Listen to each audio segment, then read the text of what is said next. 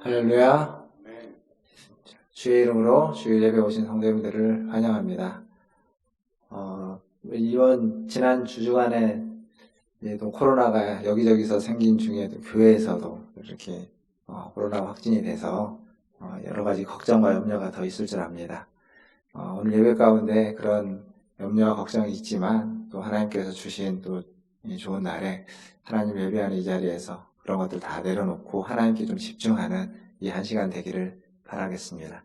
그래서 예배를 통해서 새 힘을 얻고 새로운 위로를 받고 또 하나님을 만나고 한 주간 살아갈 수 있는 은혜를 받는 귀한 시간 되기를 바라겠습니다. 다 함께 일어나셔서 찬양하심으로 주일 일부 예배를 하나님 앞에 드리겠습니다.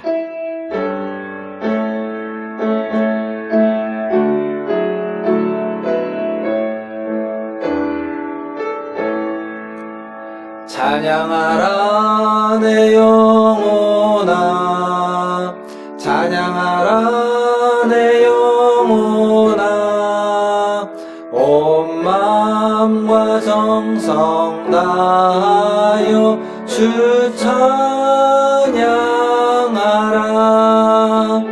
경배하라 내 영혼아, 경배하라 내 영혼아, 온 마음과 정성 다하여 주 경배하라. 하나님, 주님을 찬양하고 경배하며 주님 앞에 나왔습니다. 주님, 우리의 모든 걱정과 염려와 근심을 내려놓고 오직 주님을 바라봅니다. 이 시간 임재하여 주시고 우리에게 새로운 힘과 새 생명과 은혜를 허락하여 주시옵소서. 우리를 만나 주시고 우리의 예배를 받아 주시옵소서. 감사하며 예수님의 이름으로 기도하옵나이다. 아멘. 시간 다 함께 교독문 38번 시편 92편 함께 교독하겠습니다. 교독문 38번 시편 92편입니다. 지존자여, 시편금과 비파와 수금으로 여호와께 감사하며 주의 이름을 찬양하고 층마다 주의 인자하심을 알리며 밤마다 주의 성실하심을 듣으니 좋으니까. 여호와여, 주께서 행하신 일로 나를 기쁘게 하셨으니 주의 손이 행하신 일로 말미암아 내가 높이 외치리이다. 의인은 종려나무같이 번성하며 레바논의 백향목같이 성장하리로다. 이는 여호와의 집에 숨겼으며 우리 하나님의 뜰 안에서 번성하리로다. 그는 늙어도 여전히 결실하며 진액이 풍족하고 빛이 청청하니 여호와의 정직하심과 나의 바위되심과 그에게는 불의가 없음이 선포되리로다. 아멘. 사도신경으로 신앙을 고백합니다. 전능하사 천지를 만드신 하나님 아버지를 내가 믿사오며 그 외아들 우리 주 예수 그리스도를 믿사오니 이는 성령으로 잉태하사 동정녀 마리아에게 낳으시고 본디오 빌라도에게 고난을 받으사 십자가에 못 박혀 죽으시고 장사한 지 사흘 만에 죽은 자 가운데서 다시 살아나시며 하늘에 오르사 전능하신 하나님 우편에 앉아 계시다가 저리로서 산 자와 죽은 자를 심판하러 오시리라. 성령을 믿사오며 거룩한 공회와 성도가 서로 교통하는 것과 죄를 사하여 주시는 것과 몸이 다시 사는 것과 영원히 사는 것을 믿사옵나이다. 아멘. 다 함께 앉으셔서 찬양하겠습니다.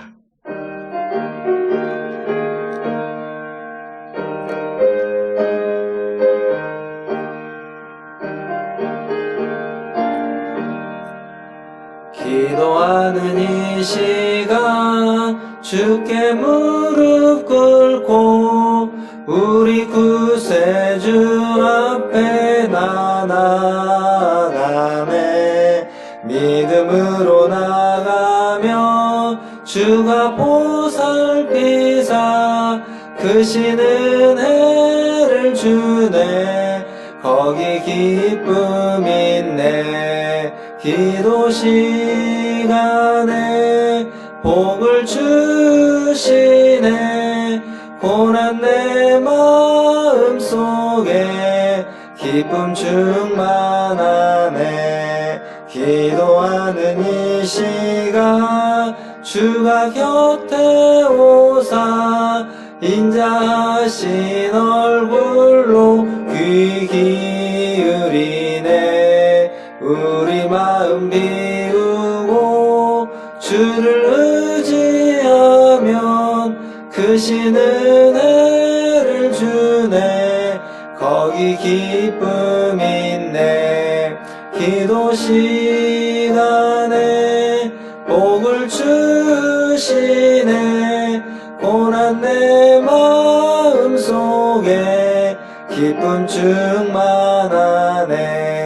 기도하는 이 시간 주께 엎드려서 은밀하게 구할 때 곧 응답하네. 잘못된 것 아뢰면 측은히 여기사 크신 은혜를 주네.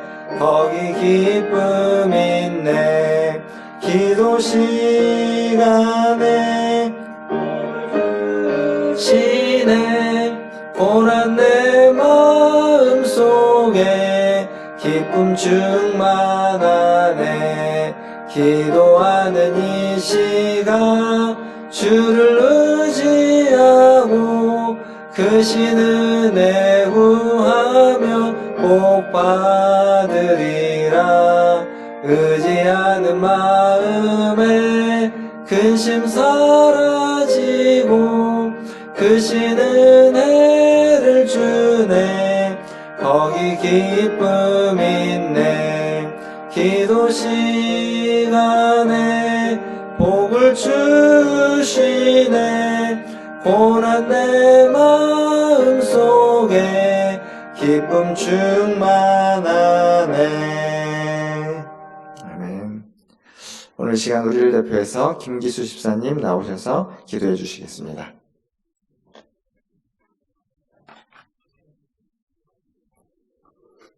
다 같이 기도하겠습니다. 하나님 아버지, 이 혼란하고 어지럽고 위험한 세상 가운데서도 우리를 사랑하시어 이렇게 주님 전에 나와서 하나님께 예배드릴 수 있도록 은혜 내려주신 것 전심으로 감사합니다. 사람이 무엇이기에 주님께서 저희를 항상 생각하시며 우리를 위해 쉬지 않으시고 지금 이 순간에도 역사하고 계심에 감사함을 드립니다. 이 놀라운 은혜를 입은 우리들은 더욱더 하나님을 신뢰하며 이웃을 사랑하고 주님이 맡겨주신 이 교회를 더욱더 아끼며 사랑할 수 있도록 우리의 열심을 회복시켜 주시기를 원합니다. 주님, 이 교회와 우리 마음에 찾아와 역사하여 주시옵소서. 주님의 역사하심을 간절히 원하고 바라고 기도합니다. 하나님, 무엇보다 중요한 것은 우리 삶이 회심의 삶을 살도록 인도하여 주시길 간절히 원합니다. 죄에 적응되어서 죄를 짓고도 그 죄를 자기에 합리화하여 덮어버리며 주님의 눈을 가리는 그런 어리석은 행동을 회개하게 하여 주시고, 그러므로 죄를 더 민감하게 알게 하여 주시고 그 즉시 아뢰며 용서를 구하며 하나님께서 바라시는 하나님의 자녀로 살아갈 수 있도록 은혜를 주시옵소서. 지금 이 나라의 여러 가지 일들로 혼란한 시대 속에 살고 있습니다. 먼저 코로나19로 인한 국민들의 불안과 고통으로 남북관계가 악화되어 언제 어떠한 일들이 벌어질지 모른다는 불안과 공포, 경제 상황 악화로 인해 경제적인 고민들, 병마로 인해 고통받는 주님의 백성들, 주님 모두 보고 계시죠? 하나님, 우리는 오로지 하나님의 선하신 섭리를 믿으며 하나님만 의지하며 나아가오니 우리에게 힘을 주시옵고 그 힘을 다하여 달려갈 때 넘어지거든 주님의 그 권능한 팔로 일으켜 주시길 간절히 원합니다. 주님, 우리를 불쌍히 여겨 주시옵소서. 하나님, 오늘 말씀을 통하여 하나님의 사랑을 느끼게 해주시고 전하는 자나 듣는 자나 은혜 가득한 말씀이 될 수 있도록 이곳에 오셔서 이곳에 앉으셔서 이곳에서 드리는 예배를 기뻐 받아 주시옵소서. 하나님, 이번 한 주도 주님께서 주시는 힘을 얻어 주님의 자녀답게 잘 살아가게 하여 주시고 받은 사랑 베풀며 살아가는 한 주 되게 하여 주시길 원합니다. 이 모든 말씀 우리를 죽기까지 사랑하여 주신 예수 그리스도의 이름으로 기도합니다. 아멘.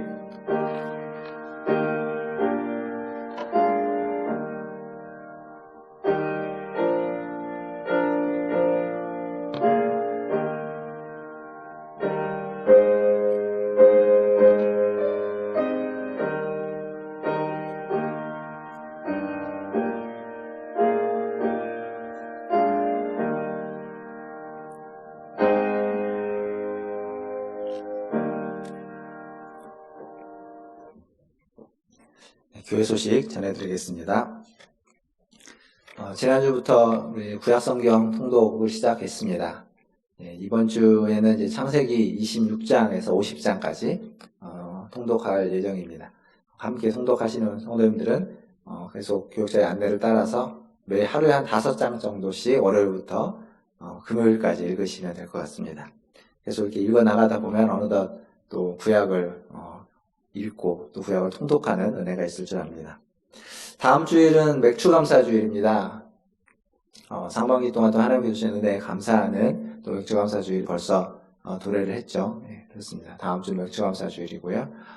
다음 주일에 저희가 코로나 때문에 예배를 쉬기도 하고 또 그래서 그 재직회를 저희가 해야 되는 전반기 재직회를 못했습니다. 그래서 다음 주일에 정기 재직회로 2부 예배 후에 모이도록 하겠습니다.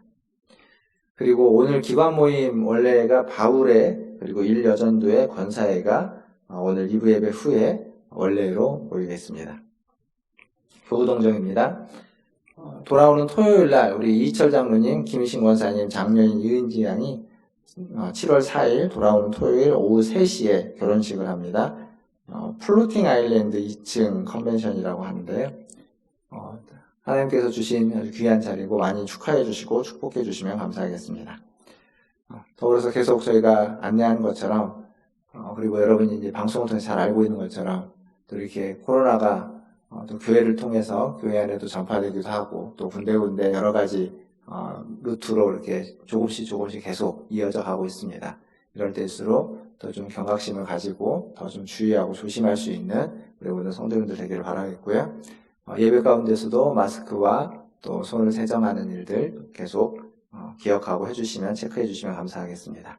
기도도 해주시기 바라겠습니다. 또 정오기도를 통해서 코로나가 잘 극복될 수 있도록 뭐 다 방송에서 나오겠지만 미국 같은 경우는 어젠가요? 하루 확진자가 4만 명이 넘게 나왔다고 합니다. 전 세계적으로는 하루에 14만 명 넘게 확진자가 생긴다고 하고 더 많이 늘어났거든요. 그래서 이것들이 좀 줄어들 수 있도록 종식되는 날까지는 시간이 걸리겠지만 줄어들 수 있도록 우리의 기도에 힘쓰기를 바라겠습니다.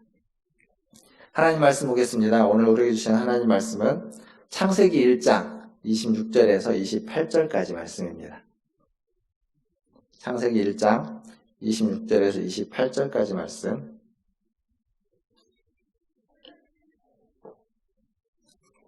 다 찾으셨으면 같이 한 목소리로 읽도록 하겠습니다. 창세기 1장 26절부터 28절 함께 읽겠습니다.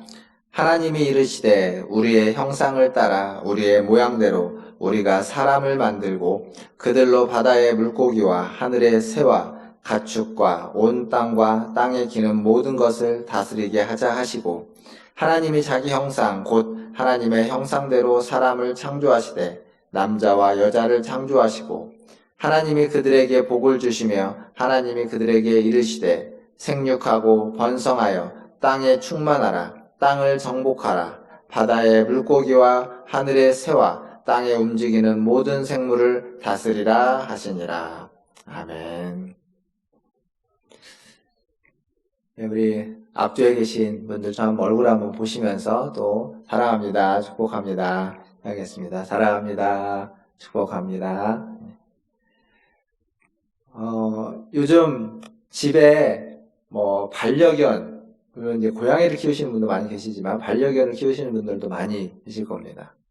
저도 예전에 이제 집에서 강아지를 키워보기도 했는데 제가 오늘 책을 보다 보니까 책이 그런 내용이 있더라고요. 코카스파니엘이라는 강아지 중에 굉장히 친화력이 뛰어난데, 이 개를 키우던 분이 이제 개를 키우다가 건강검진을 받으러 수의사에게 갔습니다. 그래서 수의사가 건강검진을 이렇게 다 해보고, 이제 이를 보고 이빨을 봤는데, 보고 난 다음에 수의사가 이렇게 얘기했다고 합니다. 이 개는 이빨을 좀 닦아야 될 것 같다고. 그러니까 이 주인이 이렇게 좀 약간 의아하고 놀라면서, 아니 개가 무슨 이빨을 닦냐고, 뭐 닦으라고 해도 닦을 수도 없는데, 그러니까 그 주인이 닦아주셔야 된다고. 그러니까 주인이 그런 거죠. 아니 다른 개들은 이빨을 안 닦고도 건강하게 잘 지내는 것 같은데 왜 우리 개만 이빨을 닦아야 되냐고. 밖에서 뭐 들개라든지 그런 야생에서 사는 개들은 이빨을 안 닦고도 얼마든지 건강하게 사는데 왜 그래야 되냐 하니까 수의사가 뭐라고 말하냐면, 그 야생에서 사는 개들은 과자를 먹거나 단 것을 먹지 않는다고. 그리고 야생에서 사는 개들은 그렇게 오래 살지 못한다고. 이빨이 충치가 생길 정도로 오래 사는 개들은 집에서 키우는 반려견들이 10년, 20년 이렇게 오래 살지, 야생의 개들은 그렇게 오래 안 산다고. 그래서 꼭 이빨을 닦아줘야 된다. 그렇게 얘기를 했다고 합니다. 이게 무슨 얘기냐면, 한 동물이죠. 강아지도 개도 동물입니다. 그 동물이 살기에 집 안이라는 환경과 자연이라는 환경, 어디가 더 좋을까요? 사실 어디가 더 좋다고 이야기하기는 어렵습니다. 근데 우리는 동물은 자연이 더 좋을 거다, 자연이라는 환경이 더 항상 이상적일 거다라고 생각을 하는데 꼭 그렇지만도 않습니다. 자연이라는 환경에서 동물이 자유롭게 살긴 하지만 거기에서 동물이 오래 살지는 못합니다. 단명하는 거죠. 집이라는 환경에서 애완견으로, 반려견으로 있으면 더 오래 살긴 합니다. 그러나 아픈 곳이 더 많이 생기는 거죠. 사람도 비슷한 것 같습니다. 사람도. 근데 이게 무슨 얘기냐면, 자연이라고 해서 언제나 항상 더 좋은 것만은 아니라는 겁니다. 분명히 자연은 하나님이 창조하신 선한 세계이지만, 하나님이 창조하신 선한 세계임에도 불구하고 그 자연이 언제나 축복되고 언제나 조화로운 세계만은 아닐 수 있다는 거죠. 그 세계는, 하나님이 창조하신 이 자연이라는 세계는 인간과의 관계에서 의미가 있어지고 창조되어졌다고 이야기할 수 있습니다. 즉 자연은 인간을 위해서 창조됐다고 말할 수 있고, 인간도 자연을 위해서 지음받았다라고 볼 수 있습니다. 사실 우리는 하나님의 형상으로 창조되었습니다. 하나님이 창조하셨죠. 하나님의 형상으로, 하나님의 말씀을 따라서 다 창조되었습니다. 근데 인간에게는 사람이 좀 특별한 점이 있습니다. 어떤 특별한 점이 있냐면, 우리는 엄청난 실수를 했음에도 불구하고 하나님의 사랑을 받고 있는 존재들입니다. 즉 우리는 죄인임에도 불구하고 죄인인 우리를 위해서 하나님이 그리스도를 보내서 우리를 구원받은 그러한 존재가 우리입니다.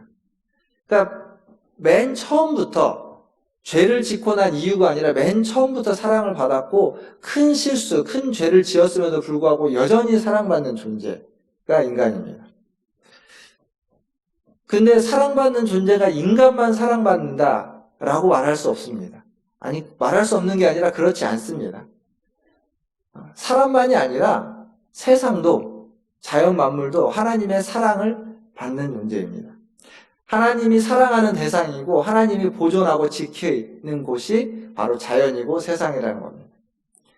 그러니까 창조세계 안에 모든 것들이 다 하나님의 사랑을 받고 있다라고 말할 수 있습니다.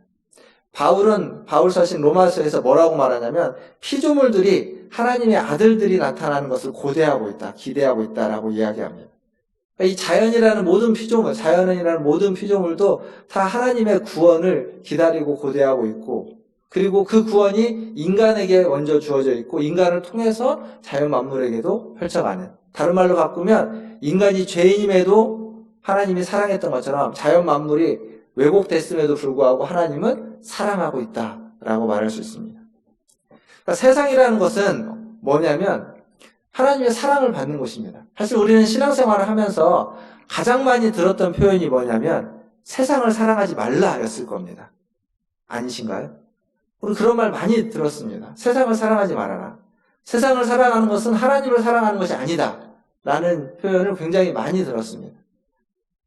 세상을 사랑해서는 안 된다. 하나님을 사랑해야 되지. 세상을 따르면 안 된다. 하나님의 법을 따라야 되지. 이런 얘기들을 많이 듣고 신앙생활을 해왔습니다. 만약에 그렇게만 본다면 오늘 설교 제목은 잘못된 제목입니다. 오늘 설교 제목이 뭐죠? 세상을 사랑하는 교회입니다. 만약 그것만이 전부라면 오늘 설교 제목은 이렇게 바꿔야 됩니다. 세상을 미워하는 교회, 혹은 세상을 따르지 않는 교회. 그렇게 설교 제목을 바꿔야만 합니다.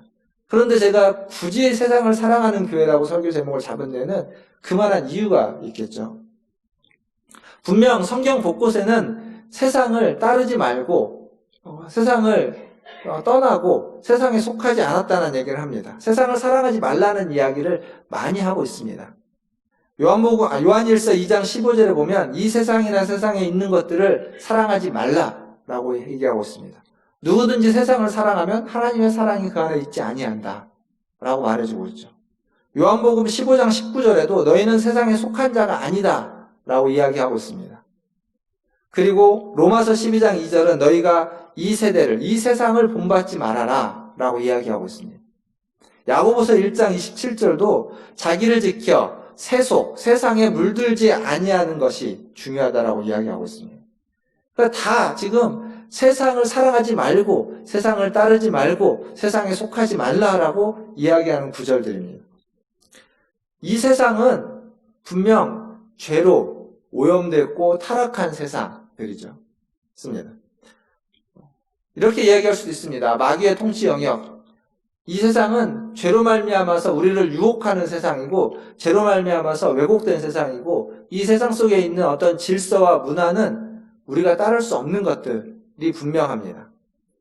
근데 성경에서 세상이라는 단어, 똑같은 단어를 쓰고 있는데 언제나 이런 의미로만 쓰고 있지 않습니다. 그렇게 단순하지 않다는 겁니다. 전혀 다른 의미의 세상들이 이야기되고 있습니다. 마태복음 24장 14절에 가보면 온 세상에 복음이 전파된다라고 말하고 있습니다.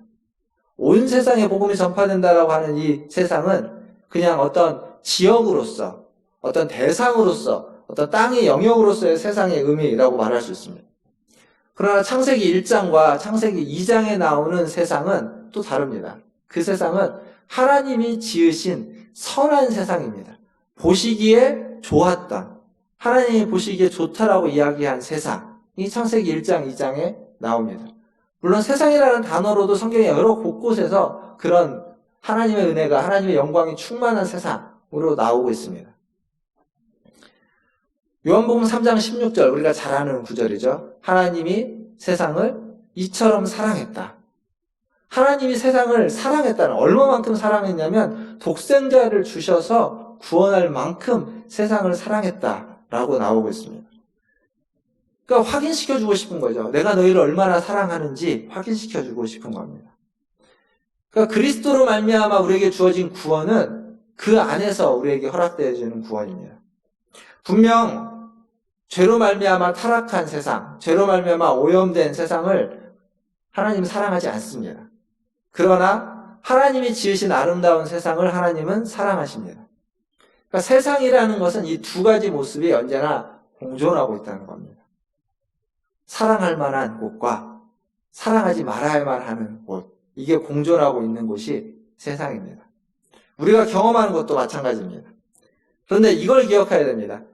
우리 사형리에 보면 하나님은 당신을 향한 놀라운 계획을 가지고 있습니다. 이게 가장 첫 번째로 이야기하는 거죠. 그 당신을 세상으로 바꾸면 됩니다. 하나님은 세상을 향한 놀라운 계획을 가지고 있습니다. 그 세상이 비록 타락했고 비록 오염됐고 비록 사랑하지 말아야 될 곳이라 할지라도 그 세상, 사랑하지 말아야만 하는 그 세상을 향한 놀라운 계획을 가지고 있습니다. 그 계획은 뭐냐면 그냥 내버려 두지 않는다는 겁니다. 그 세상을, 그 땅을 새하늘과 새 땅으로 바꿀 계획을 가지고 있는 겁니다. 그 땅을 그 오염된 것으로부터 깨끗하게 할 계획을 가지고 있습니다. 피조물들이 기대하고 고대하고 있는 것처럼 그 세상을 변화시키고자 하는 계획을 가지고 있습니다. 그래서 그 세상은 그리스도가 구속을 이루어가는 무대가 될 것이고 그리스도가 사명을 이루는 사명의 장이 될 것이고 그리고 더 나아가서 하나님의 영광스러운 세상으로 거듭나는 곳이 되는 것입니다. 이게 바로 하나님이 세상을 향한 놀라운 계획입니다. 근데 그건 가만히 생각해보면 우리를 향한 놀라운 계획과 거의 다르지 않습니다. 똑같습니다. 세상을 사랑한다는 것은 타락한 세상, 오염된 세상, 그 죄와 그 타락을 사랑한다는 말이 아닙니다. 세상을 사랑한다는 말은 더러워진 세상을 변화시키고 회복시켜서 새하늘과 새 땅을 만들어 가실 하나님의 그 세상을 향한 놀라운 계획을 사랑한다는 것이고 놀라운 계획에 동참하기를 원한다는 의미입니다. 그게 바로 교회가 가져야만 하는, 교회가 세상을 향해서 가져야만 하는 자세이고 태도입니다.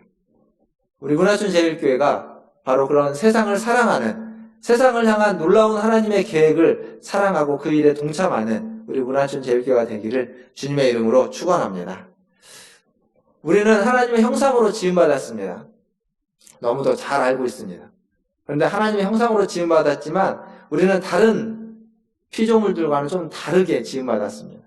하나님의 형상으로 지음받았다는 것 자체가 다른 거죠. 창세기 우리가 읽었던 오늘 본문을 보면 이전에 창조하는 몇 가지 다른 점들이 나옵니다. 하나님이 사람을 만들 때 형상을 따라 만들자와 만들 때 뭐라고 말하냐면 우리가 그렇게 만들자라고 서로 의논하고 회의하는 모습이 있습니다. 오늘 말씀을 보시면 26절에 이렇게 되어 있죠. 하나님이 이르시되 우리의 형상을 따라 우리의 모양대로 우리가 사람을 만들고 그들로 바다의 고기와 하늘의 새와 가축과 온 땅과 땅에 기는 모든 것을 다스리게 하자 하시고, 다스리게 하자라는 건 그냥 혼자 생각이 아니라 같이 함께 의논했다라는 의미입니다. 하나님 우리를 그렇게 다른 피조물들과는 다르게 만들었습니다. 뿐만 아니라 창세기 2장에 가면 하나님 우리를 만들 때 말씀으로만 하지 않고 흙으로 만들고 그 코에 생기를 불어넣어서 우리를 다른 피조물과는 다르게 또 만들었습니다. 그리고 우리가 오늘 읽었던 본문 26절 그리고 28절 동일하게 나오는 데는 또 하나의 다른 피조물과 다른 하나님의 그 창조의 사역이 있는데 그건 뭐냐면 하나님이 우리에게 어떤 사명을 주는 겁니다. 무엇을? 온 땅과 온 땅에 있는 모든 생물을 모든 것들을 다스리게 하자. 사실은 하나님이 다스리십니다. 지금도 우리는 그렇게 믿고 고백하고 있습니다. 하나님 우리를 다스리시고 하나님이 온 세상을 다스린다고 믿고 있습니다. 그런데 오늘 이 창세기 1장의 창조의 이야기 가운데는 그 다스리는 일을 하나님이 누구에게 맡기시냐면 자기의 형상을 따라 지음받은 사람들에게 맡기는 겁니다. 하나님의 일을 우리에게 위임해 주시는 겁니다. 이건 다른 피조물들과는 확연히 구분되는 우리의 창조입니다. 결국 하나님의 형상대로 지음받았다라는 것에 대해서 많은 의미가 있겠지만 오늘 이야기하고 싶은 것은 하나님의 형상대로 지음받은 이유와 목적은 세상을 다스리기 위한 겁니다. 세상을 다스리는 일을 하나님이 위임하기 위해서 그것을 맡기기 위해서 우리를 하나님의 형상대로 만들었다는 겁니다.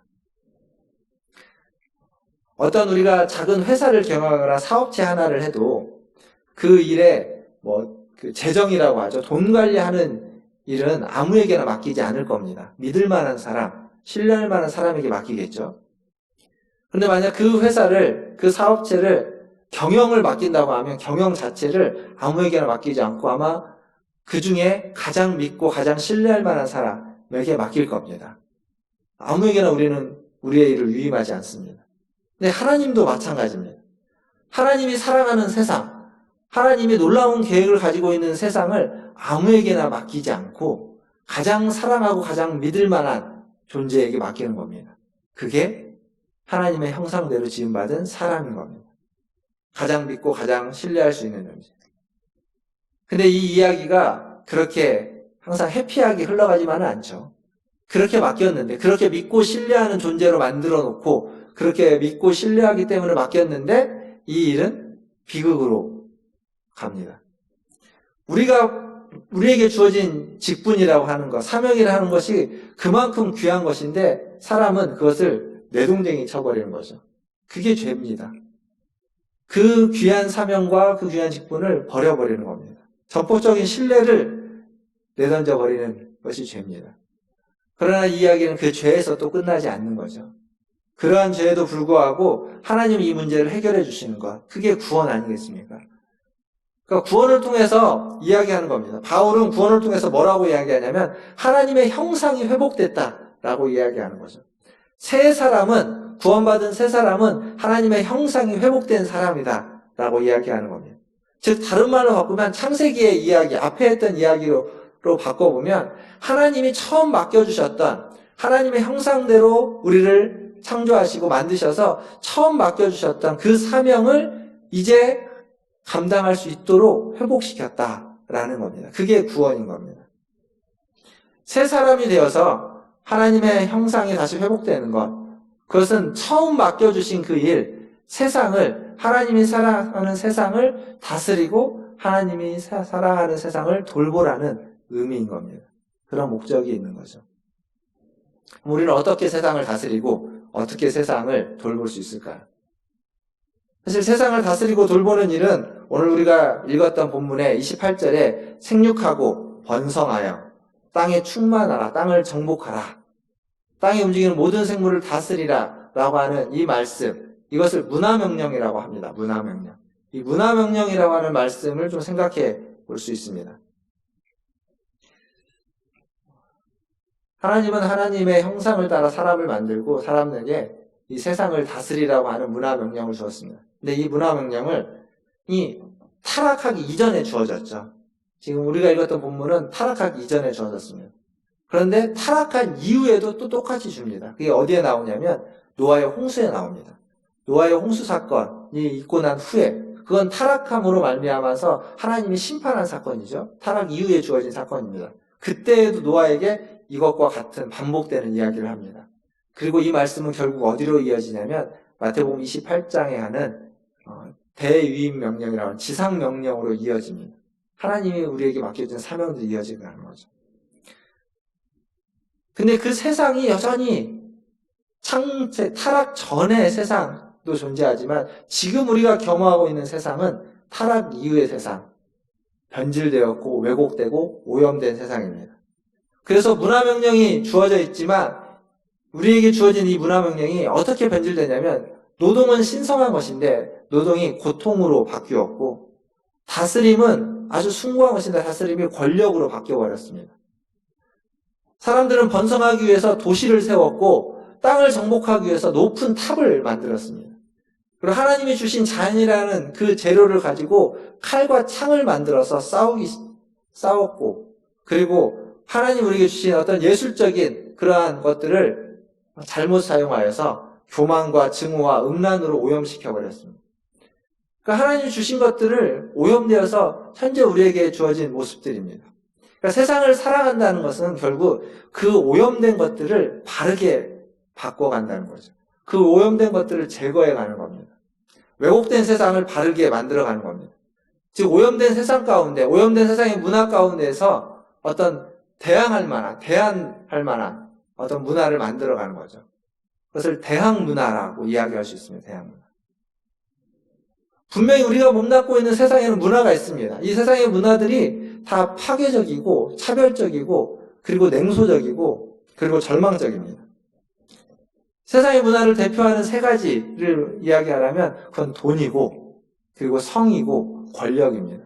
이 돈과 성과 권력은 이 세상 속에서 아주 파괴적이고 아주 냉소적인 방법으로 우리에게 영향을 주고 있습니다. 돈이라는 것은 없는 사람을 위하지 않고 있는 사람을 위하는 방법으로, 그리고 성이라는 것도 요즘 성의 문제들이 아주 코로나도 코로나지만 또 아주 많이 나오고 있습니다. 그 N번방을 시작해서 이 성의 문제들이 예전에는 좀 더 나이가 있는 사람들의 어떤 문제들로 치부됐다면 지금 나오고 있는 건 10대들이 성의 피해자이기도 하고 피의자이기도 합니다.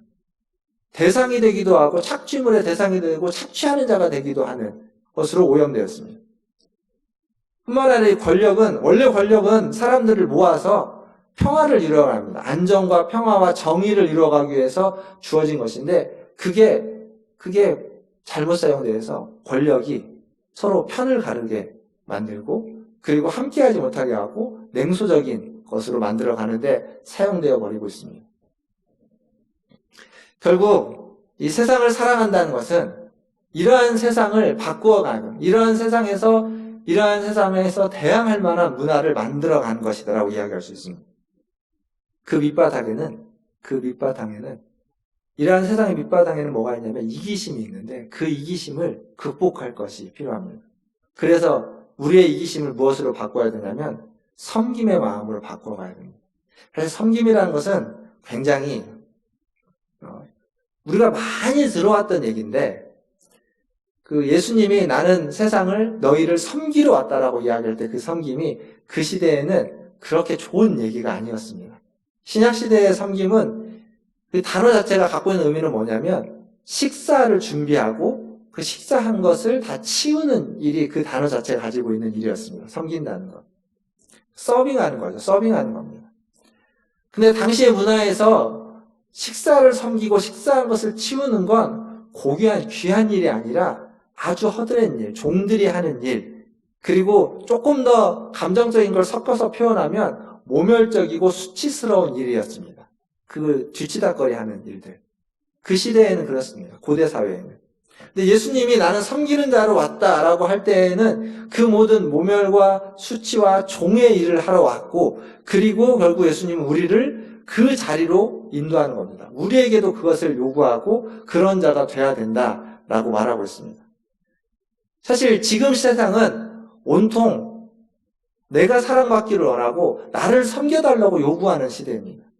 이기심이라는 그런 거죠. 내가 사랑받기를 원하고 나를 섬겨주고 내가 존중받기를 원하는 시대에서 지금 예수님이 이야기하고 있는 섬기러 왔다라고 하는 섬김이라는 것은 자기 희생을 요구할 수밖에 없는 겁니다. 그러니까 세상의 문화와 정반대의 것들을 요구하고 있는 겁니다. 그게 세상을 사랑하는 방식이 되는 거죠. 악한 세상에서 우리가 섬긴다라고 이야기하는 것은 선하게 살아야 된다. 다른 사람을 도와줘야 된다라는 것을 어떤 요구하고 도와주는 사람과 도와주지 않는 사람으로 편가르는 것이 아닙니다. 섬긴다는 것은 세상에서 배신을 당하고 뒤통수를 맞을 때에도 그것을 향해서 보복하지 않고 그것을 품어내는, 그것을 용서하고 사랑하는 것. 그러니까 허드렛 일을 하고 종의 자세로서 살아가는 겁니다. 요즘 이제 새벽 예배가로 모이지 않기 때문에 새벽 묵상 말씀을 제가 영상을 촬영해서 함께 이제 공유를 하고 있는데, 고린도전서의 말씀을 지금 계속 묵상하고 있죠. 고린도전서에서 이제 부활에 관한 이야기가 15장에 계속 나옵니다.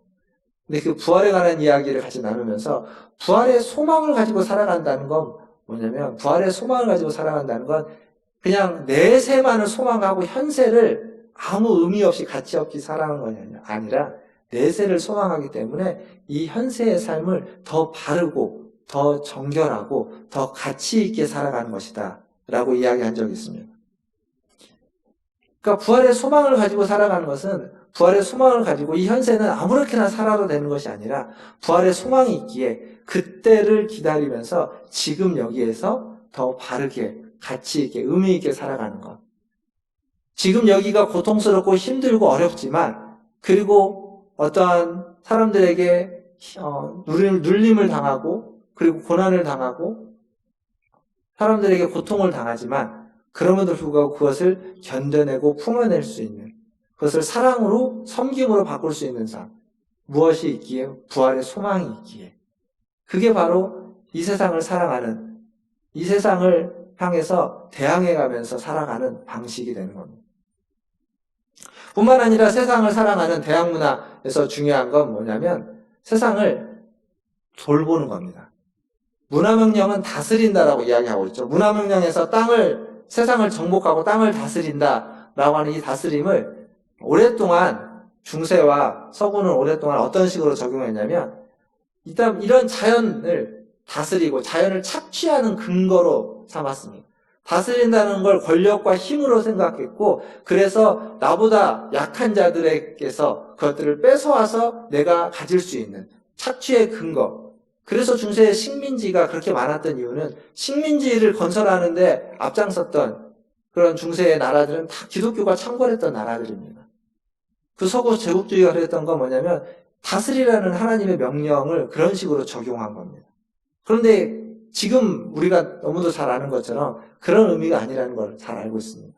다스린다는 의미는 착취할 근거가 아니라 섬기는 근거입니다. 돌본다라는 의미입니다. 원래 그 의미가 가지고 있는 거지.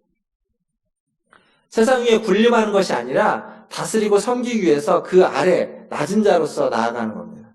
하나님의 형상으로서 하나님의 일을 한다는 것은 하나님의 형상으로서 하나님의 자리에 서서 군림해서 다스리는 것이 아니라 하나님이 세상을 그렇게 낮은 자로 오셔서 섬겼던 것처럼 하나님의 형상으로서 낮은 자로서 세상을 돌보는 것, 그게 바로 세상을 다스리는 겁니다. 어떠한 마음, 자세와 태도로 사랑과 정의로 세상을 다스리고 세상을 돌보는 것, 그것이 하나님의 형상으로 우리가 세상을 사랑하는 방식, 방법이 되는 겁니다.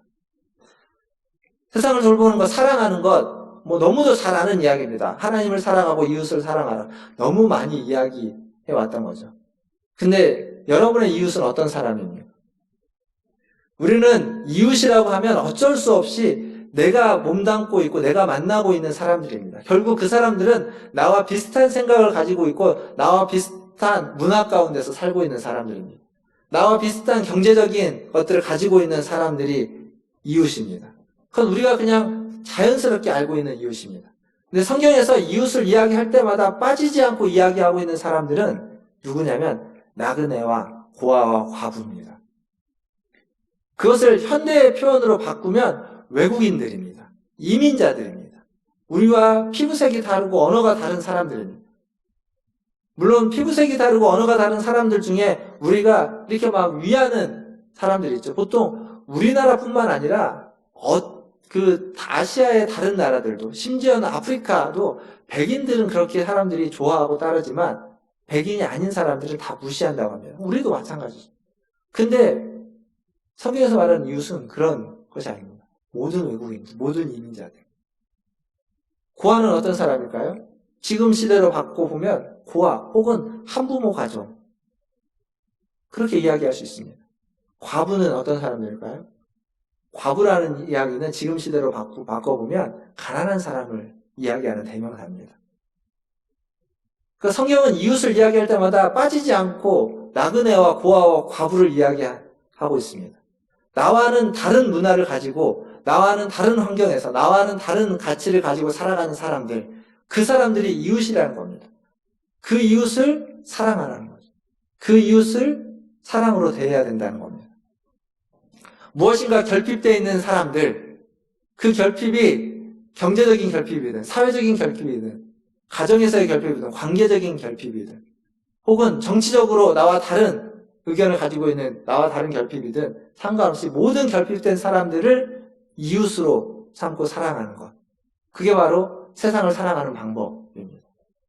정의로 세상을 살아간다는 것, 세상을 돌볼 때 정의로 돌본다는 것, 사실 세상은요, 대부분의 사람들, 우리를 포함해서 모든 사람들은 자기의 이익을 위해서 살아갑니다. 자기의 이익을 위해서 공동체에 손해를 끼치는 것을 아무렇지도 않게 생각하면서 살아갑니다. 공동체의 손해라고 하지만 다르게 얘기하면 다른 사람의 손해, 다른 사람은 손해를 봐도 내가 이익을 얻는 것이 당연하게 생각하는 것이 세상의 문화입니다. 그러나 그것에 대항해서 살아간다는 건 반대는 거죠. 정의를 행한다는 건 공동체의 이익을 위해서 나의 손해를 감수하는 겁니다. 그게 정의를 행하는 겁니다. 그러니까 정의라는 것을 막 이렇게 거창한 어떠한 것에 어떤 특별한 귀한 일들, 의미 있는 일들을 하는 것으로 생각하지 마시고 공동체의 이익을 위해서, 다른 사람의 이익을 위해서 나의 손해를 감수하는 것, 그게 정의입니다. 그렇게 놓고 보면 날마다 우리가 살아가는 삶에서 정의와 관련되지 않은 게 없습니다. 다른 사람을 유익하게 하기 위해서 내가 손해를 보는 것. 길거리에 걸어가다가도 다른 사람이 잘 걸어갈 수 있도록 내가 좀 옆으로 비켜주는 것. 좁은 길에서 앞에서 사람이 오고 내가 갑니다. 나도 가고 그 사람이 가다가 보면 부딪힐 수도 있고 좁으니까 좀 답답할 수 있는데 저 사람이 잘 지나갈 수 있도록 내가 옆에서 좀 기다려주고 비켜서 주는 것. 그게 정의입니다. 정의를 뭔가 거창하게 생각해줘요. 엘리베이터 타는 데 있어서 빨리 가기 위해서 나도 먼저 타기 위해서 줄 서고 빨리 가는 것이 아니라 다른 사람을 먼저 보기 위해서 한 번 더 기다려주는 것. 그런 게 정의라는 겁니다. 그러한 삶을 살아가는 것이 세상을 사랑하는 방식이고 하나님이 원하시는 세상을 돌보는 방식, 방법이라는 겁니다. 말씀을 좀 정리하겠습니다. 몸에 상처가 나면 그 상처가 쉽게 아물기도 하지만 때로는 그 상처가 덧나기도 하죠. 덧날 때 그 상처에 뭐가 생기냐면 고름 같은 게 생기기도 합니다. 고름. 그 상처에 나는 고름 나본 적 있으십니까? 근데 그 고름이 뭐냐면 그 고름은 우리 몸에 있는 백혈구가 우리 몸에 침투했던 나쁜 세균과 싸워서 장렬하게 전사한 흔적입니다. 그러니까 고름이 나쁜 세균을 감싸 안고 죽어버린 겁니다. 그 죽은 흔적이 고름입니다. 농이라고 이야기하는 고름. 백혈구가 죽음으로써 자기의 몸을 희생해서 자기를 희생해서 죽음으로써 우리의 그 세균과 함께 죽음으로써 우리의 건강을 지켜내기 위한 흔적이 고름인 겁니다.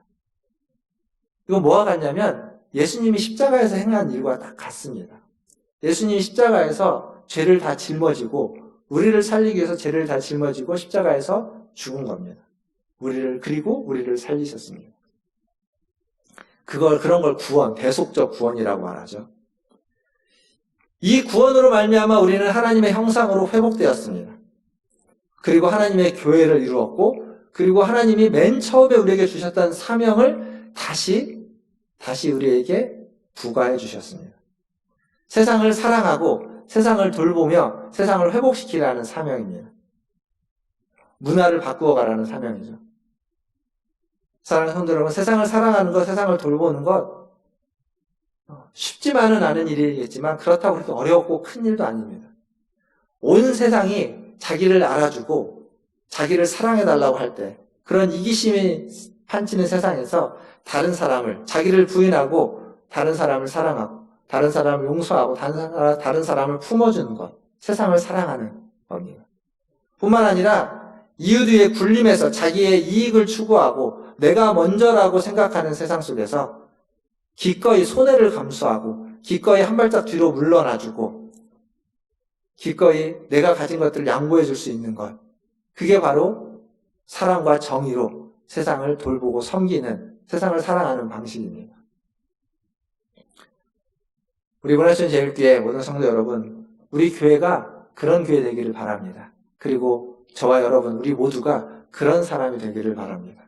백혈구와 같이 예수님의 대속적인 죽음으로 말미암아서 구원받은 자이기에 똑같이 예수님처럼 섬기는 자로, 세상을 사랑하고 세상을 섬기는 자로, 세상을 위해서 자기의 것들을 희생할 수 있는 자로, 사랑과 정의로 세상을 돌볼 수 있는 자로 살아가시는 저와 여러분 되기를 주님의 이름으로 축원드립니다.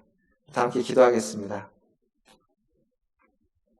시간 기도하실 때 오늘 말씀을 기억하시면서 우리 원하시는 제일교회가 세상을 사랑하는 교회, 세상을 주님의 사랑과 정의로 돌보는 교회, 세상을 위해서 대속적인 죽음, 희생을, 자기 희생을 할 수 있는 교회가 되기를 위해서 기도하고, 또한 우리 자신도 그러한 성도가 되기를 위해서 기도하시고, 또 코로나19가 퇴치될 수 있기를 위해서, 극복될 수 있기를 위해서 또 같이 1, 2분 정도 기도하도록 하겠습니다.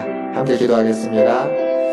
하나님, 오늘 이 시간 하나님께서 주신 하나님 주의 예배의 자리에 하나님 나와 주님을 예배합니다. 아버지 하나님, 오늘도 말씀을 통하여서 하나님 우리를 사랑하시는 주님의 사랑을 그 대속적인 죽음으로 우리가 하나님의 형상으로 다시 회복되어서 하나님이 맡겨주신 그 사명, 세상을 돌보고 세상을 사랑하라는 사명을 감당하게 하시니 감사합니다. 하나님, 세상이 왜곡되고 변질되었지만 주님의 그 사랑으로 말미암아 회복되어서 하나님 본래의 모습으로 맞아 새하늘과 새 땅으로 거듭나기 축원합니다. 주님, 그러기 위해서 사랑과 정의로 세상을 사랑하게 하여 주시고 하나님 세상을 위해서 우리의 욕심, 우리의 이기심을 내려놓고 세상을 섬기는 자로 자기 삶으로 살아갈 수 있는 하나님 우리 문화촌 제일교회 성도들 되게 하여 주시고 제가 되게 하여 주시옵소서. 하나님 또 기도합니다. 아버지 하나님, 코로나19가 하나님 극복되어지고 회복되어 주시기를 하나님 수천 명에서 수만 명, 그리고 지금은 하나님 10만 명의 매일매일 생겨나고 있습니다. 하나님 1000만 명이라는 어마어마한 남들이 코로나19에 감염됐습니다. 주여 불쌍히 여겨주시고 하나님 이것이 될 수 있도록 백신 치료지만 아버지 하나님 것을 있을 수 있는 모든 이들의 그 수 아버지 하나님 함께 하여 주옵소서. 주님 도와주시고 주님 치료해주시고 하나님 이겨낼 수 있도록 해주시고 할 수 있게 하여 주시고 아버지 하나님 주옵소서. 주님의 영광에 주님의 자비와 긍휼이 하나님 자기를 하나님 이 시간 주님의 말씀을 통하여서 우리를 하나님의 형상으로 만드시고 하나님 이 세상을 하나님이 사랑하는 세상을 하나님 섬기며 돌보게 하여 주시니 감사합니다. 그리스도의 대속적인 죽음으로 말미암아 그 회복된 하나님의 형상으로서 맡겨주신 그 사명을 감당하기 위해서 우리의 모든 이기심들을 내려놓고 섬기는 자기이승적인 마음을 갖게 하여 주시고 이 세상을 돌볼 때에 사랑으로 정의로 나의 것을 주장하지 않고 하나님 한 발짝 뒤에서 하나님 나보다 남을 낮게 여기면서 높이 여기면서 살아갈 수 있는 그러한 우리 문화순례교회가 되게 하시고 우리 모든 성도들이 되게 하여 주시옵소서. 하나님 코로나19가 여전히 아버지 하나님 창궐해 있습니다. 하나님 이전보다 더 많은 확진자들이 매일매일 발생하고 있습니다. 이제는 전 세계에 하나님 아마도 1000만 명이 넘는 확진자가 아버지 하나님 발생할 것 같습니다. 주님 불쌍히 여겨주시옵소서. 이것을 극복하기 위해서 애쓰고 있는 사람들 그리고 또 많은 사람들이 포기하고 있는지도 모릅니다. 그러나 하나님 애쓰고 있는 그들의 수고와 노력 백신을 개발하고 치료제를 개발하기 위해서 하나님 것을 극복할 그날을 소망하면서 수고하고 있는 모든 자들의 수고가 헛되지 않도록 하나님 자비와 긍휼을 베푸시고 능력과 힘을 더하셔서 속히 개발될 수 있도록 도와주시고 그로 말미암아 아버지 하나님 우리가 이겨내고 아버지 하나님 코로나19에도 불구하고 일상의 삶을 변화된 일상의 삶을 하나님 살아갈 수 있도록 도와주시옵소서. 하나님 우리 원하시는 모든 성도들을 붙잡아 주셔서 하나님 또 교회 안에 계속 확산되고 있는 이 코로나19가 아버지 하나님 이 나라 가운데서 단절될 수 있도록 아버지 하나님 끊어질 수 있도록 또한 은혜 베풀어 주시기를 간절히 소원합니다. 오늘도 예배 가운데 함께 하신 주님께 감사와 영광을 올려드리며 우리 구주 예수님의 이름으로 기도하옵나이다. 아멘. 이 시간 찬양하시면서 준비하신 예물 하나님께 드리겠습니다.